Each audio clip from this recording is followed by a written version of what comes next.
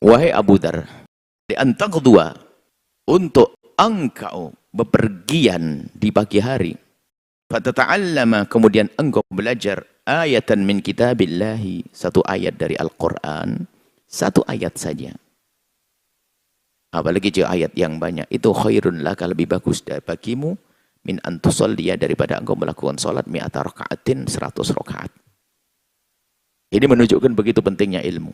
Bahkan dalam riwayat disebutkan abid dengan alim yang beribadah itu beda. Alim beribadah itu dilipat gandakan pahalanya.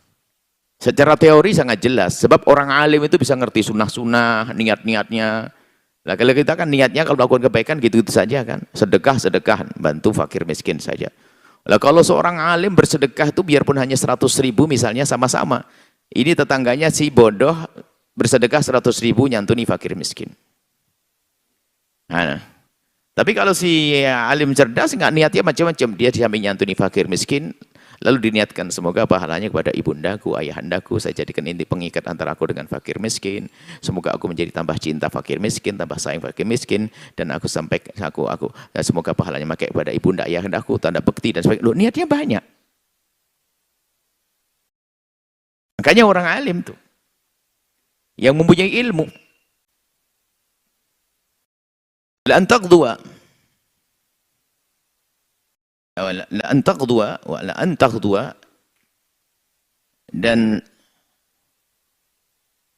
kepergianmu, fatata'allama, kemudian kamu belajar baban minal ilmi, satu ilmu, umila bi lam yu'mal bi.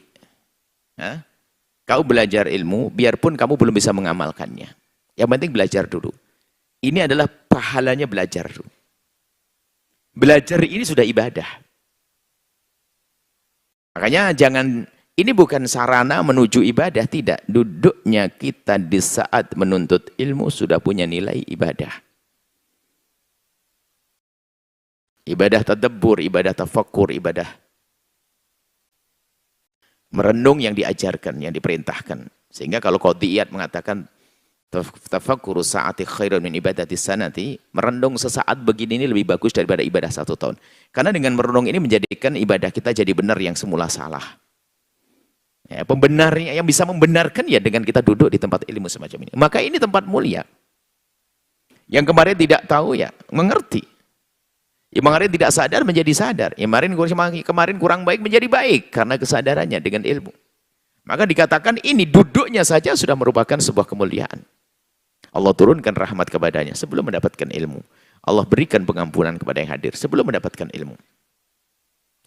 Dikatakan khairun laka min antusolli, lebih bagus bagimu daripada engkau sholat alfa rakaatin, 1000 rakaat.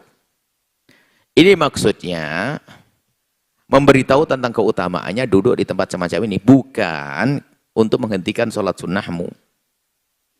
Jangan salah itu, sholat sunnah, wah kalau gitu saya ngaji aja, nggak usah pakai sholat sunnah. Nah ini mulai bebel, bukan ngaji. Mengaji itu biar bisa sholat sunnah kok. Contohnya gara-gara ngerti hadis ini, ya sudahlah, yang penting ngaji aja, nggak usah sholat sunnah-sunnahan. Karena ini lebih bagus daripada 1000 rakaat. Mending ngaji aja, nggak usah sholat sunnah. Nah ini balik bebel banget ini. Belajar begini ini agar bisa sholat sunnah. Ini hanya perbandingannya. Karena sholat sunnahmu itu karena belajarmu. Kamu tidak akan bisa melakukan sholat sunnah kecuali karena kamu belajar.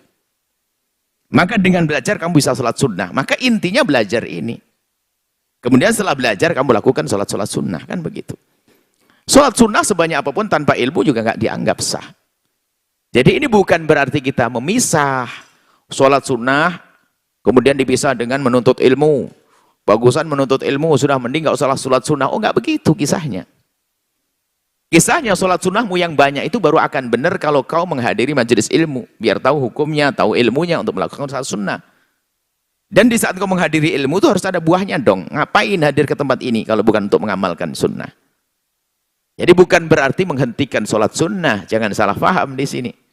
Waduh kalau gitu lah ngajari aja deh, nggak usah sholat sunnah. Cukuplah ngaji, lebih bagus daripada 1000 rakaat. Ngaji, lebih bagus dari 1000 rakaat. Sholat bu, kan sudah ngaji tadi. Lebih bagus dari 1000 rakaat. Wah ini. Ngajinya suruh ngapain sih tadi? Oh, pengajiannya kata ustadznya suruh kita perbanyak sholat sunnah. Nah itu kok enggak kau amalkan kok Mas Ilek.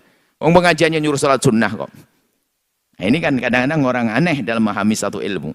Dipisah-pisah, dipotong-potong. Setelah Anda menyaksikan video ini, jangan lupa berselawat kepada baginda Nabi Muhammad sallallahu alaihi wa alihi wa sahbihi wasallam.